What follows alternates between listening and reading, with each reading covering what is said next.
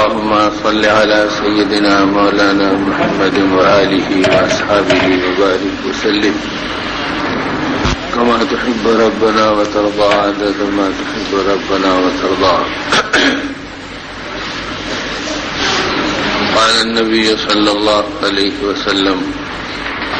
إنكم على بينة من ربكم ما لم تظهر فيكم سكرتان سكرة الجهل وسكرة حب الدنيا أنتم تأمرون بالمعروف وتنهون عن المنكر وتجاهدون في سبيل الله فإذا ظهر فيكم سكرة حب العيش فلا تأمرون بالمعروف ولا تنهون عن المنكر ولا تجاهدون في سبيل الله القائلون يومئذ بالكتاب والسنة كالسابقين الأولين من المهاجرين والأنصار أو كما قال عليه الصلاة والسلام. محترم بزرگوں اور عزیز بھائیوں اور دوستوں، حق تعالی شانہ محض اپنے لطف و کرم سے ہم سب کے جمع ہونے کو قبول فرمائے، اور جس عظیم مقصد اور جس اونچی نسبت پر اللہ پاک نے محض اپنے کرم سے ہم کو جمع فرمایا، اس کی قدردانی کی توفیق بھی اپنے کرم سے عطا فرمائے. اس لیے کہ بے دینی کے ماحول میں اور غفلتوں کے ایسے دورے میں، جبکہ دنیا کی محبتوں کے دلدل میں رگ و ریشہ ہمارا ڈوبا ہوا ہو، اور رات دن اور صبح شام ہماری سوچ و فکر حق کے مقابلے میں باطل کی بنیادوں پہ چل رہی ہو، ایسے زمانے میں ایمان کی فکریں، آخرت کی نسبتیں، اللہ کی عظمتیں، آقا رحمت دو جہاں کے سردار امام الانبیاء سید الکونین سیدنا محمد رسول اللہ صلی اللہ علیہ وسلم کی پاکیزہ نسبتیں اور آپ کے سینے کی ارمانوں کو پہچاننا اور اس کو اپنی زندگی میں لینا، یہ اللہ پاک کا ایک خصوصی انعام ہے کہ اللہ نے اپنے کرم سے ہم جیسے انسانوں کو اس کے لیے قبول فرمایا. اس لیے اس کی قدردانی یہ ہے کہ دین کے تقاضے کیا ہیں، ایمان کا مطالبہ کیا ہے، ایک مسلمان کو اپنی زندگی کی کن ذمہ داریوں کے ساتھ چلنا ہے. اللہ کرے کہ وہ حقائق ہماری زندگیوں میں داخل ہوں، ہمارے گھرانوں میں رس بس جائیں، اور ہماری اولادوں اور عورتوں کی زندگیوں میں اس کا چلن ہو، اور ہمارا معاشرہ اس بنیادوں کے اوپر بلند ہو، اور زندگی کے اندر موت کی آخری سانس تک اس اصلی فکروں پر ہم اپنے آپ کو چلائیں. تو بقول ہمارے حضرت مولانا محمد یوسف صاحب رحمۃ اللہ علیہ کے کہ اگر تم دین کی فکروں کو اپنی فکر بنا لو گے تو اللہ تمہاری فکروں کو غیب سے پورا فرما دیں گے. تو اگر ہم یہ چاہتے ہیں کہ یہ وقتی اور عارضی دنیا کی فکریں اور ہمارے ذاتی یہ ادنا تقاضے اگر یہ پورے ہو جائیں عزت کے ساتھ، عافیت کے ساتھ، سہولت کے ساتھ، تو اس کے لیے بھی اللہ کا مبارک دین ہے. اور آخرت والی نسبتوں کی ہر ضرورت کا پورا ہونا اسے بھی اللہ نے اپنے دین ہی میں رکھا ہے. اس لیے اس عالی نسبتوں کے ساتھ اپنی زندگیوں کو آباد کرنا، ایک ہے کہ رسم و رواج کے طور کے اوپر کچھ آدمی کر لے کہ بھئی نماز کا وقت آ گیا تو نماز ہو گئی، اور رمضان آ گیا تو روزہ ہو گیا، اور استطاعت ہو گئی تو حج ہو گیا، اور گنجائش ہو گئی تو کچھ غربا کی ہمدردی کے طور کے اوپر زکوٰۃ کا عمل ہو گیا. لیکن اس کے آگے پیچھے زندگیاں کھوکھلی ہیں،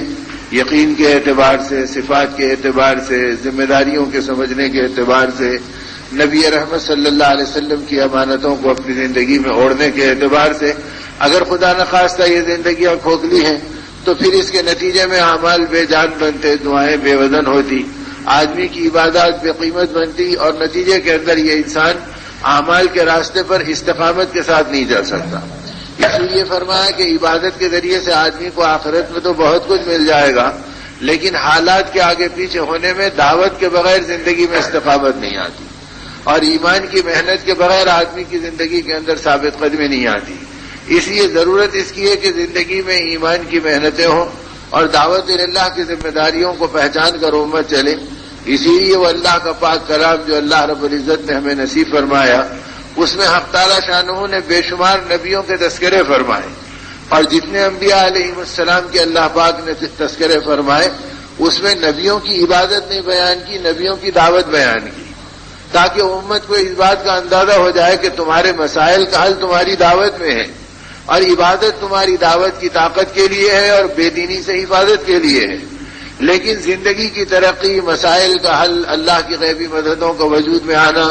باطل نظام کا دنیا میں ٹوٹ جانا، حق کو غلبہ اور قوت کا مل جانا، ان ساری چیزوں کا مدار اللہ پاک نے دعوت اللہ کی بنیاد پر رکھا کہ میرے بندے میری طرف بلانے والے بن جائیں، اور وہ کام جس پر میں نے اپنے منتخب بندوں کو یعنی حضرات انبیاء کرام علیہم الصلوۃ والسلام کو بھیجا،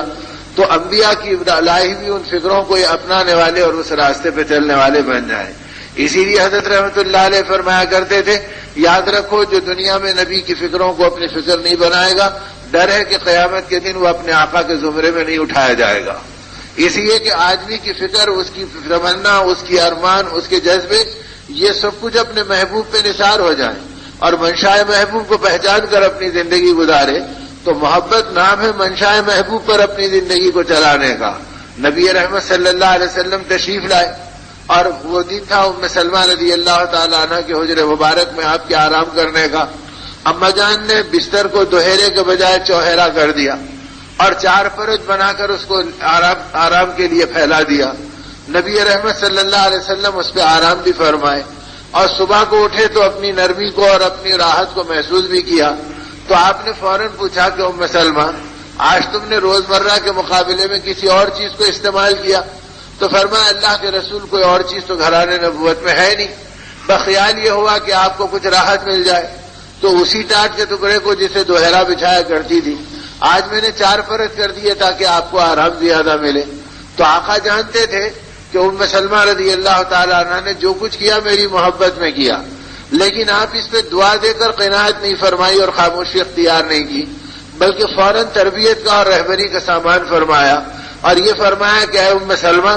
آگے آئندہ احتیاط کرنا اور دوہرا بچھانا اور 4 فرش بچھانے سے احتیاط کرنا، یاد رکھو بستر کی نرمی آخری رات کے اٹھنے میں رکاوٹ کا سبب بن جاتی ہے۔ تو یہ کہہ کر آپ نے بتایا کہ محبوب سے محبت کرو تو اس کی منشاء عبادت کو سامنے رکھ کر کرو، ایسا نہ ہو کہ محبوب کی منشاء ٹوٹ جائے اور ہم اس کو محبت سمجھتے رہیں۔ تو اتنی سی چیز کو بھی نبی پاک صلی اللہ علیہ وسلم نے گوارا نہیں فرمایا، اور ان چیزوں کی اجازت اپنے چہیتے صحابہ کو اور ازواج مطہرات کو نہیں دی۔ آپ آرام کر رہے ہیں ابو ایوب انصاری رضی اللہ تعالیٰ عنہ کے حجرے میں، حالات کچھ ایسے ہو گئے تھے کہ آپ نے ہر ایک سے ملنے کو گوارا بھی نہیں کیا، یہاں تک کہ حضرت عمر رضی اللہ عنہ کو پتا چلا کہ آقا بے چین ہے، فکر مند ہے۔ آپ نے چاہا کہ میں پہنچوں، تو راستے میں ایک صحابی بیٹھے تھے، انہوں نے کہا کہ اللہ کے نبی صلی اللہ علیہ وسلم تنہائی میں ہیں اور کسی کو آنے کی اجازت نہیں ہے۔ وہ بے چین ہوئے ٹہلتے رہے، تھوڑی دیر کے بعد فرمایا کہ جا کر کہہ دینا کہ میں آیا ہوں، اگر آقا اجازت دیں تو پہنچوں گا ورنہ واپس لوٹ جاؤں گا۔ وہ گئے اور کہا کہ اللہ کے رسول عمر آئے ہیں رضی اللہ تعالیٰ عنہ اور وہ اجازت چاہتے ہیں۔ آپ نے فرمایا انہیں اجازت دے دو، اندر آنے دو۔ جب آپ اندر پہنچے تو آپ آرام فرما رہے تھے، لیٹے ہوئے تھے۔ آپ اٹھ کر بیٹھ گئے۔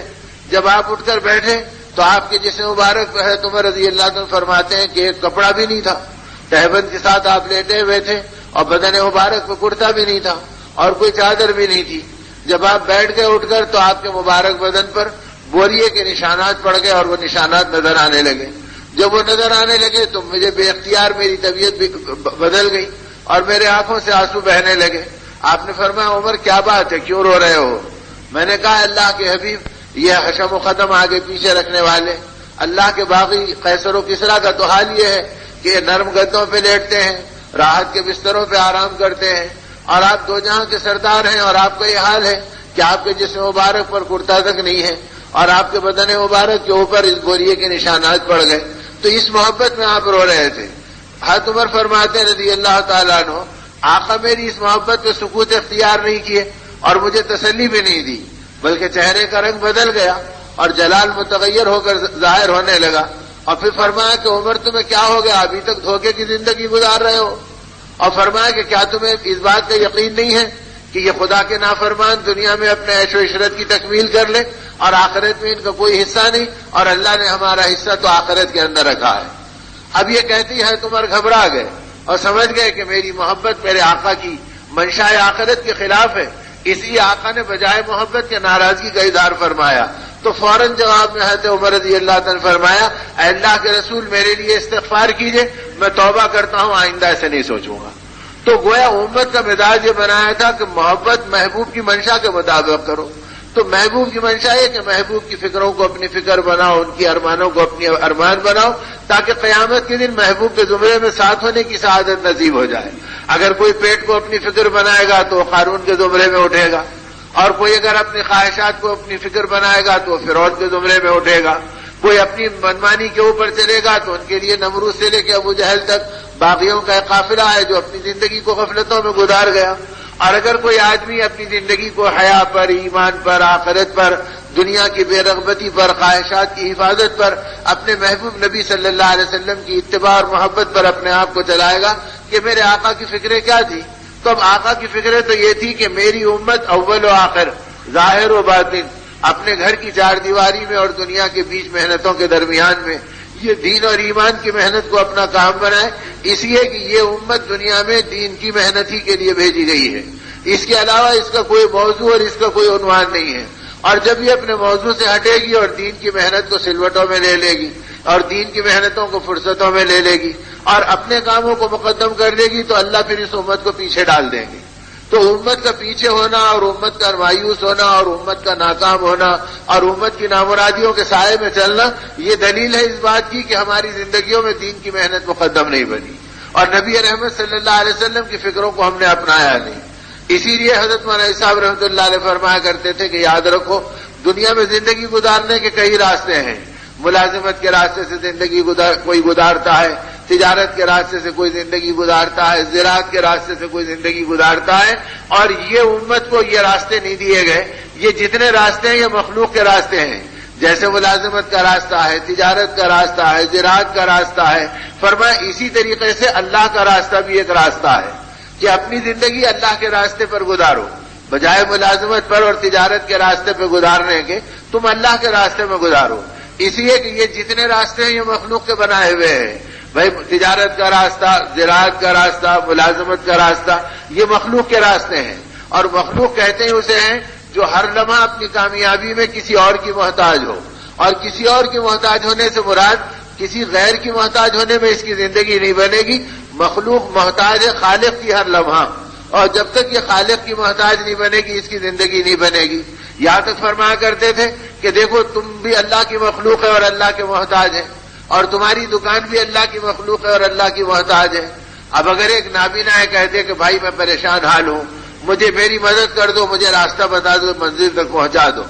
اگر کوئی آدمی یہ کہے کہ میاں ایک نابینا بہت دیر سے بے آسرا پڑا ہے، چلو اسے لے لو، تم دونوں اندھے مل کے اپنا کام کر لو، تو وہ کہے گا بھائی میرے حال پہ رحم کرو، میں اکیلا تھا، وہی پریشانی میرے لیے بہت زیادہ تھی، اب ایک اور نابینا کو میرے ساتھ کر رہے ہیں، ہم دونوں مل کے اور ٹکرائیں گے، ہمارا مسئلہ کیسے حل ہوگا؟ تو فرمایا ایسی اگر کوئی کہے کہ میں بھوکا ہوں میری ضرورت پوری کر دو، اب وہ کہہ رہا کہ میں بھوکا ہوں تو اسے کہہ رہے میاں یہ بھی 4 وقت کا بھوکا، اسے ساتھ لے لو، تم دونوں مل جاؤ، تمہارا کام بنے گا۔ ارے آدھی روٹی ملتی تو میرا پیٹ بھر جاتا، میرا حلق تر ہو جاتا، یہ کیا ہوا کہ ایک اور بھوکے کو ساتھ کر دیے، اب تو میری ضرورتیں اور بڑھ گئی۔ تو فرمایا جیسے بھوکا خود محتاج ہے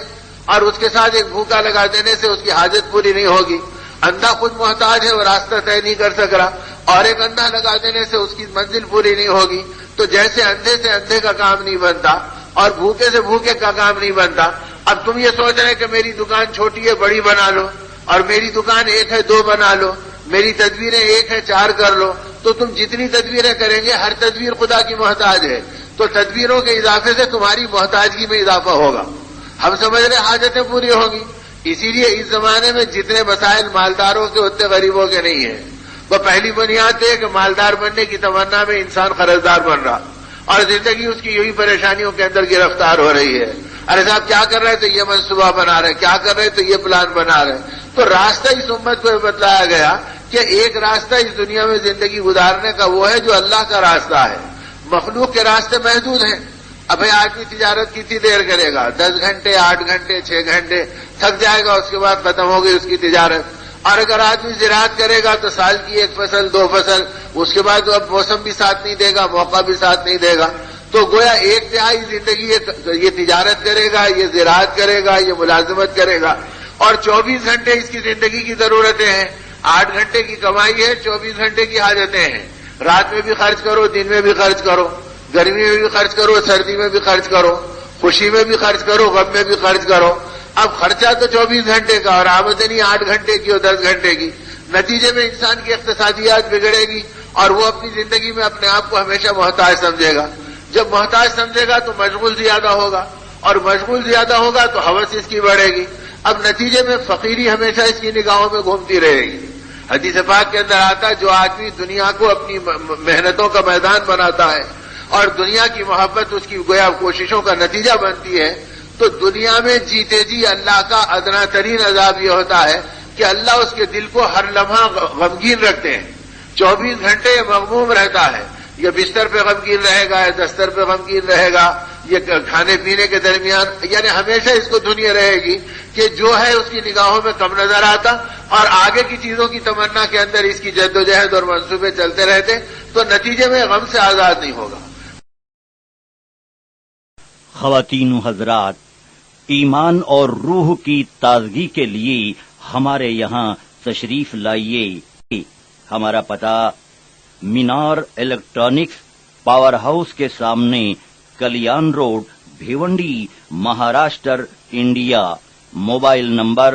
9823250416 9823250416. پروپرائٹر محمد یعقوب خان اعظمی.